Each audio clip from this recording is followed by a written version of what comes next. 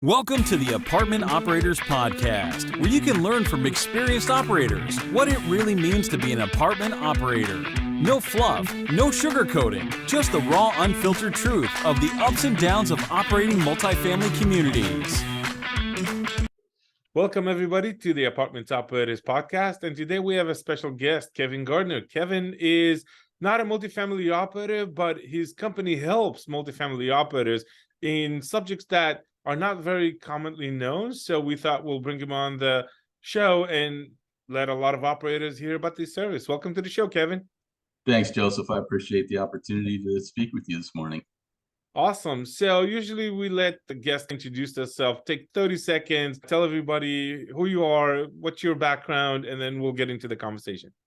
Excellent. Yeah, thank you very much. Yeah, so Multifamily Utility Solutions is really exactly that. We help operators focus on their utilities and their operations, their contracts. And the reason we got into this space is I used to work for Comcast, one of the largest cable operators in the US, cable and internet.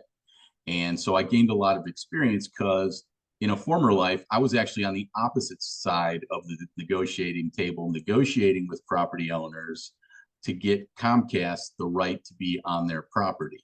So when I left Comcast, it was just natural to stay in that space, but work for the operators and have them the benefit of my previous experience. Awesome. So as everybody knows, as operators, we care a lot about the NOI, right? So we do a lot of income increasing activities, but the other side of the NOI, and it's just as important, is reducing expenses. And this is where you guys come in sometimes, and sometimes you come in increase in income. So let's talk a little bit. Your company says utility solutions, right? What does that mean? What kind of utilities and how does that work exactly? Yeah, exactly. Like you mentioned, usually on the cable and the internet contracts, we have the opportunity to bring in an increased revenue, right?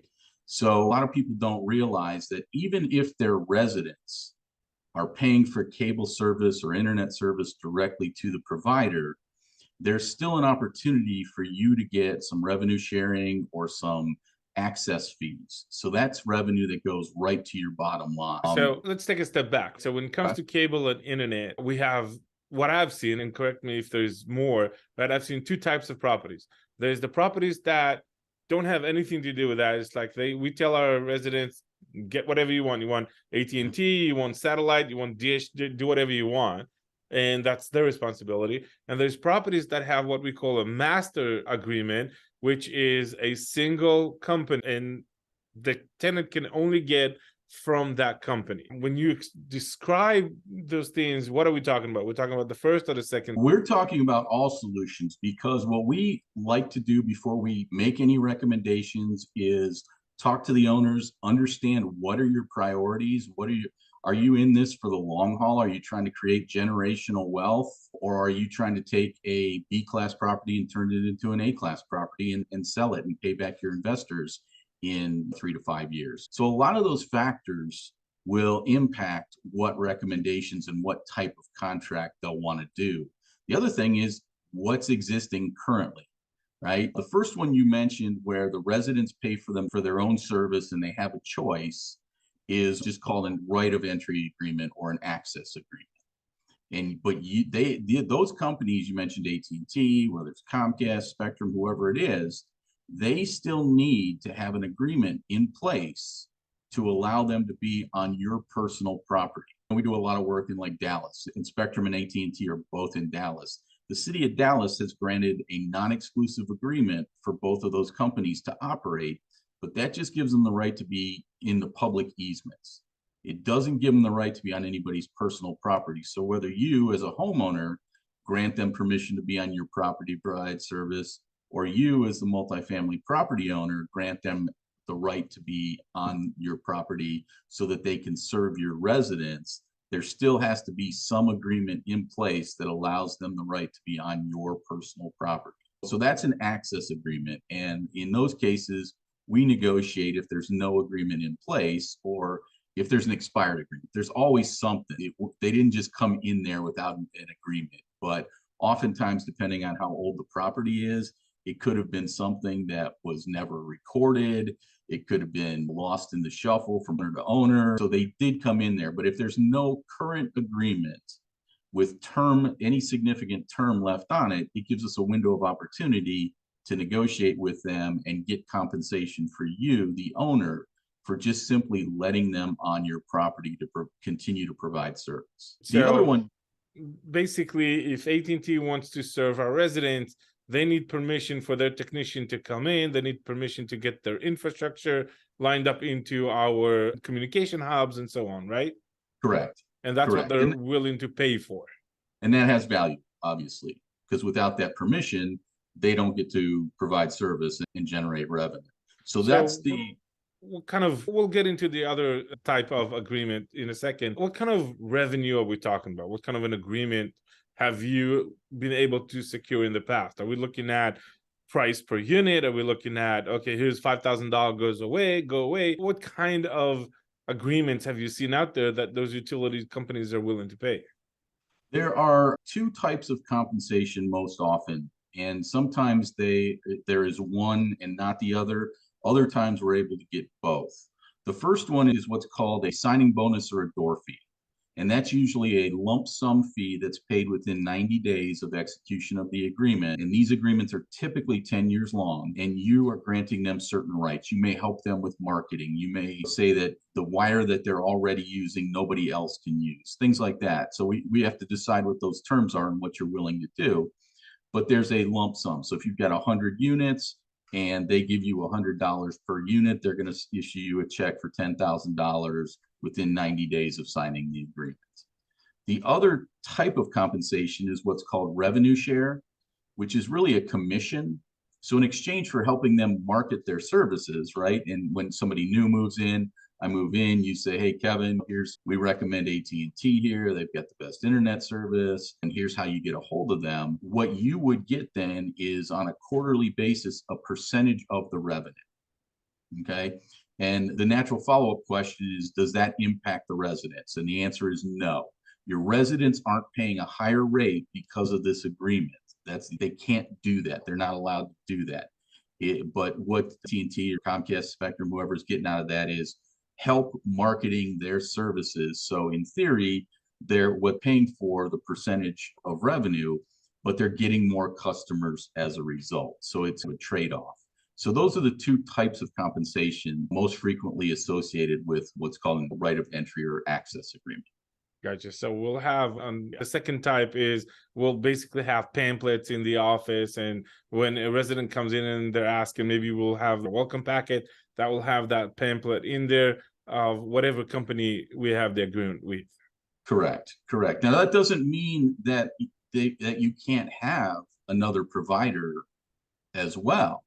It's just that, and you may have an agreement with the other provider, but it's just which one are you going to put a priority to? Those rights you can grant. You can say, I'm going to exclusively market you, but you can't say you're going to be the only provider in this building. Gotcha. And we've seen those types of companies reach out a lot. We've done multiple property events before COVID, like a pool party or stuff like that. And then AT&T or Comcast or one of these guys would come and sponsor and give us a little bit of money so they can put a booth in that area when everybody's partying. So I know they are very interested in the apartment world and getting into as many apartments as possible.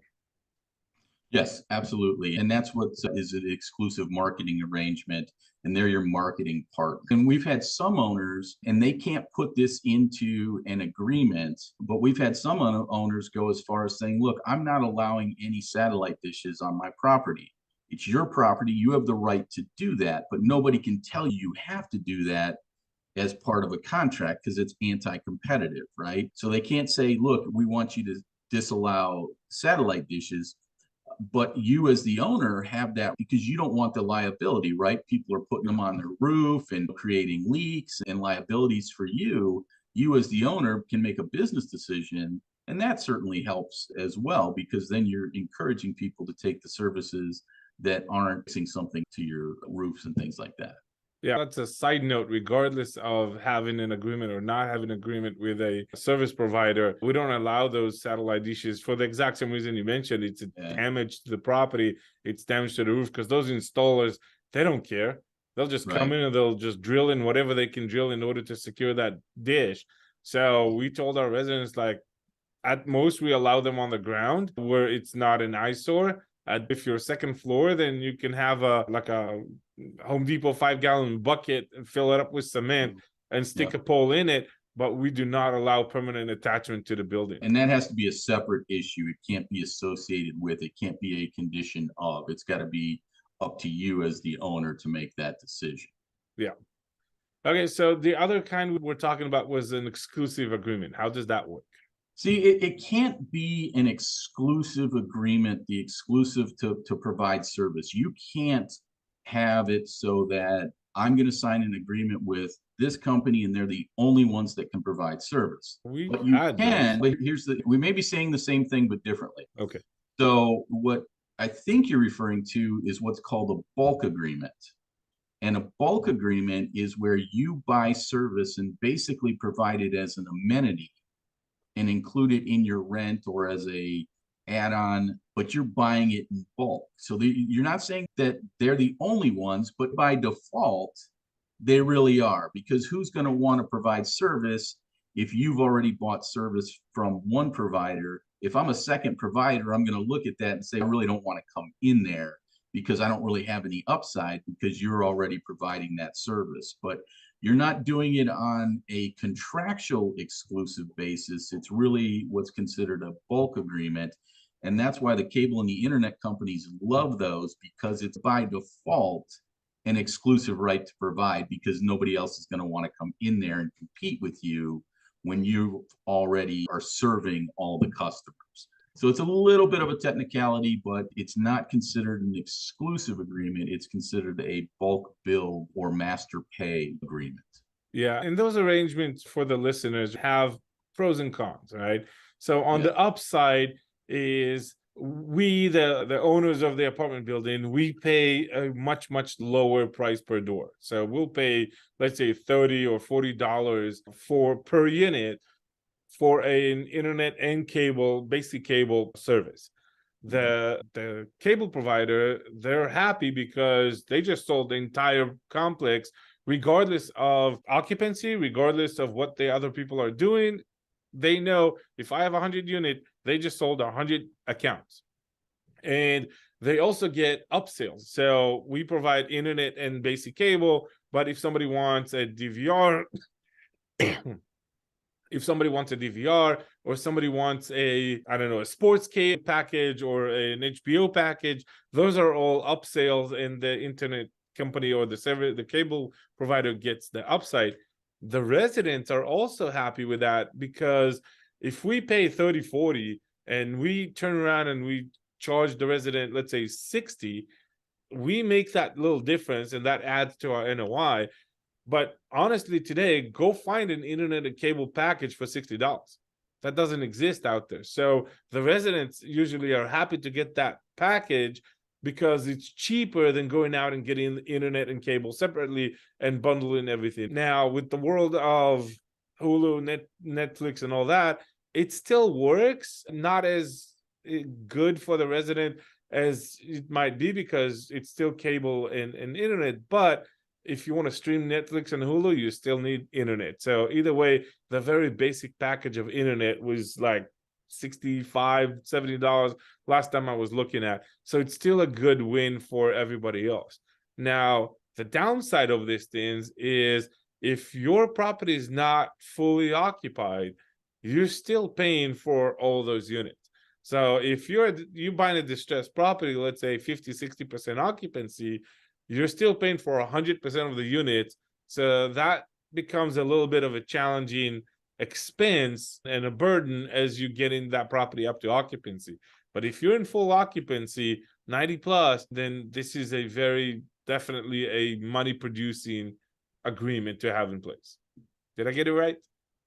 Yeah, I would add a couple of things. The reason the cable operators or internet companies like this is, like you said, they get to count 100% of the units. Even if you only have 50 out of 100, they're reporting that they have 100 units, even though there's nobody in those units. So their customer count, it helps with that. They also pass on the discount because they're not going out there and connecting and disconnecting people all the time. So there's savings that they're realizing, and they're passing it on to you in the form of that discount. I will make another comment about this. And in all my years, have never seen a cable company or internet company where there's a master build or bulk agreement in place allow the owner to get out of that agreement before the term is up. Okay, because that's their favorite agreement. They want you to be in bulk, so they're not going to allow you to go from bulk to individually build. So if you are trying to sell this property and the new buyers may not want to deal with that, or maybe they don't believe in it, because I've got both types of owners, that could be a limitation. That's something they're not interested in doing. If you're under a access agreement and you want to go bulk, even if there's term left on that agreement, I have always seen that they will allow you out of the term for an access agreement to go bulk because that's what they prefer. So just a few little things. And this is why I think earlier you said we started talking about what type of agreement. And this all comes down to what is that owner's goals? What do they want to do? What are they comfortable with? If they've just bought this property and they're re-roofing and repaving and doing all these other things, do they really want to get involved in? Because it's about a 1-year process to go from non-bulk to bulk, because most oftentimes it's you add that fee with the renewal of the lease, and that takes 12 months. And they work with you on that to allow you a stair step. But it's one more thing. If you just bought a property that's got maintenance and things like that, do you really want to be dealing with that as well right now? Some people don't. So my job is to point out all the pros and cons so that my owners, my clients, are aware of everything that can happen and everything to consider. And then it's ultimately their decision. But my job is to educate them on all those pros and cons of each of the different options. Sounds good. So what other kind of utilities are you guys helping with? Yeah, we can help with in certain areas where you have larger properties, and maybe together we can look at trash removal rates and different types of services depending on the market. That's very dependent on the number of units you have and the market. If you're out in some of the rural areas where there's not as much competition or anything like that, you have fewer units and they're further apart, it's going to be harder to save anything there. The other thing is electric and gas, but that really comes down to the reason we talk about cable and internet most is because we can do that almost anywhere in the country. With electric and gas, it has to be a deregulated market or a deregulated state. For example, I live in Ohio, we're deregulated. The rates are determined by the competitors that are in the marketplace. Conversely, I've got a lot of clients in Tennessee, the Tennessee Valley Authority, the state regulates the rates. There is no competition there, so there is no opportunity to do that.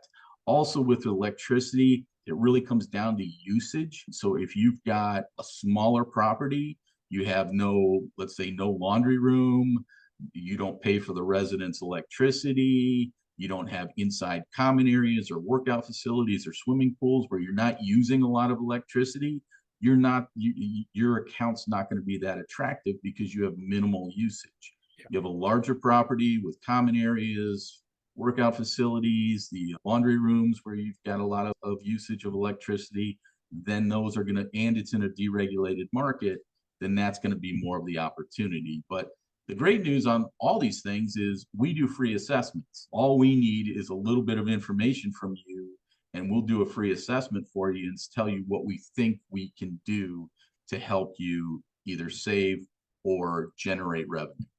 So you basically would come in and review all the utilities and say, okay, I can help you with this or that. I was thinking while you were saying all these things, all bills paid properties would also be very beneficial for them to look at. Electricity and gas. The deregulated can help, but not always. So we had properties in Lubbock, Texas, which is a secondary market, and then it doesn't matter if you want it or not. There's one gas company. right? And there's one electric company. So Texas is deregulated, but that area only had one option. And when you have one option, there's not a lot of negotiation power. Right. States can be deregulated, but markets within those states can not be. Yeah. Okay. Yeah. And you mentioned trash. Trash is also something that we highly recommend in all the operators to pay close attention to, because one, they tend to demand really long contracts, 3-5 years at least. And that kind of locks you in. And I don't know about you, but every waste removal contract I've seen in my experience had a kind of clause that says we can change the rate whenever we want based on whatever we want. So you might think you're going in with one rate, but then fuel surcharge, or I don't know, I want to charge, and all of a sudden you go from X to Y and your NOI gets impacted without any control. So these are very dangerous contracts to work with. I know for a fact that we had the opportunity to do a switch at a certain point in our waste management, and we literally cut, for the same service, we cut the cost by half. And that is massive for your NOI if you're able to take an expense line item and cut it in half. And it was just like, then why are they so expensive? I don't know, same market, same service, just they came up half, just basically because they wanted to take over the contract. It comes down to new customers. It's no different than if you're in, let's say I've been living somewhere in the same house for 3 years and you move in next to me and you're a brand new customer. You might get a promotional offer to be a brand new customer,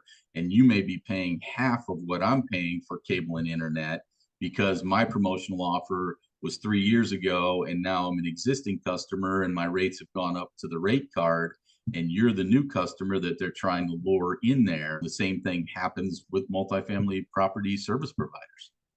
So is that also part of your service? If I'm in a deregulated market and you came and you helped me with my electricity or with is that something you come back and you review every year to say, okay, let me help you, just like shopping for insurance or shopping for a new phone plan? Yeah, we look at the length of the contract. So we maintain a database, and whenever contracts are coming up for renewal, we will always then step back in, renegotiate those. And in cases like let's say you did a 10-year access agreement with Spectrum. When that agreement's almost done, that 10-year term, we don't allow it to go into an auto renew period of 1 year, 1 year, 1 year. We go back and we renegotiate another 10-year agreement. And by doing that, we secure another upfront door fee payment. And then the revenue share just keeps on moving along. Great. Yeah. Any other tips or advice, horror stories you've seen in the past? We pride ourselves for being the podcast that doesn't sugarcoat anything. Anything you can share with our audience? I think the biggest thing is a lot of people say, when do I engage you? And I would say it's never too early. Right. So let us look into things, even if you've signed a letter of intent and you've got some due diligence papers and you want us to take a look at things because you're putting together your pro forma on what's this going to look like if we do buy this, what can I get in the next 3 years? Let us engage us early. We do that all the time. And see, the one thing for us is we work on commission only. So we will advise you all day long. There's no retainer, there's no hourly charge, there's none of that. We'll look into all this. If after we've given you the free assessment, you want to move forward with it and you get paid or you get savings, we get a percentage of what we're able to get you. So our goals and yours are 100% aligned. We want to improve your NOI, and in exchange for that, we receive a percentage of that. Yeah, and it sounds just like the tax protest process. Every year in the states where, you can protest your taxes, we engage the team that does that every single year, and they get a percent of what they save us. So, like you said, the interest of the vendor and the owner align. Exactly. Awesome. Yeah, win-win. Yeah. So great. Thanks for all that information. That was very educational, Kevin. And If our audience wants to reach out and get a hold of you, engage your services, how can they find you? I'm at kevin@multifamilyutilitysolutions.com. That's our website, and my phone number 248-930-4768. They can call me, and yeah, we'd love to. Like I said, we give out advice all the time. We educate people on their exact portfolio, and then let them make the decision if they want to move forward. Perfect. Thank you so much. And we'll put all that in the show notes as well, your website and your email and your phone number. And for you, the listeners, thank you for listening to our podcast. If you want to hear more, just subscribe wherever you consume your podcast, iTunes, Stitcher, SoundCloud, Amazon, and so on. And if you can leave us a review, that would be great. Kevin, thank you so much for being on the show, and we'll see you soon. Thank you, Joseph. I appreciate it. Thank you for listening to our show. If you want to enjoy more episodes, please subscribe on iTunes, YouTube, Stitcher, or SoundCloud. For questions or feedback, please visit our site at www.aptopr.com.